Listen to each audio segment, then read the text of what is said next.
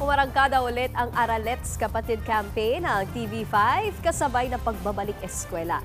This time, ang mga estudyante naman ng Calamba, Laguna ang nakipagkulitan sa ilang kapatid stars. Panoorin natin to.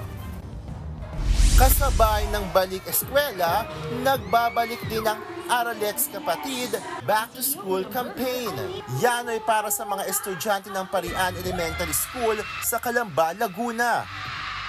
Hosted by our kapatid star, Anna Ramsey.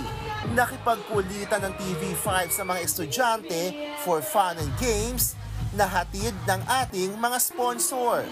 May pa-book reading segment din si Alagang Kapatid Foundation Executive Director, Menchi Silvestre. Bukod dyan, mas pinasaya at mas binuhay pa ang mga bagets kasama ang mascot roles ng The Beat Goes On na si Poppy.